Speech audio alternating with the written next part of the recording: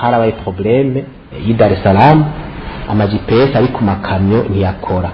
Aho hari kwigenekerezo rya 14 muri uku kwezi kwa kabiri mu kiganiro umuyobozi mukuru w'ishirahamwe Regideso yahaye abamenyesha makuru ikibazo yavuga ko cyabaye guhera itariki 8 Albert Manigomba yavyisa kagorane gato. Rero itariki 8 kuduga harabaye probleme y'i Dar es Salaam ama GPS ari ku makamyo ntiyakora.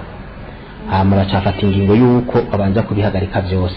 Niyo ngorane yabaye rero ntango kuba ko ari izibitoro zihari naho kagone kabe gatonya tekinike twavuganye n'aba Dar es Salaam bavuze yuko ikibazo bagitoreye inyishu ko ikamiza cyo gufata urugendo. Mu bibazo bitera ingorane z'igitoro umushikiranganje wa mbere wa leta y'u Burundi we warashiramwe amafaranga y'agaciro iyagize ngo araboneka ngo ashobora kurungikwa ntashike. Umushikiranganje wa mbere Gervais Ndirakobuca yabivugiye imbere y'abashinga amateka n'abakenguza amateka ku munsi wa 4 w'indwi iheze. Turavye n'uburyo nibisaba amafaranga y'agaciro ejo n'amafaranga y'agaciro wowe yafise ushobora kuyarungika uwo yarungikiye akakubwira ati nayo nabonye byose urumva biragorana. Ariko rero umukuru w'igihugu cy'u Burundi we yafashe ubukene bw'igitoro nk'ikarata ya politike ikoreshwa n'abashaka kumuteranya n'abanyagihugu. Abo nabo Evariste Ndayishimiye akaba yavuze ko yabahinyuye agira ko mbere aremesha abanyagihugu kwico kibazo kitazosubira kuvugwa mu Burundi kuko yacifatiye mu minwe. Umushikiranganje wa mbere we atahubwa abarundi nibamenyera amagogwa. Gervais Ndirakobuca avuga ko igitoro gica kure cyane kugira gishike mu gihugu. Ibi rero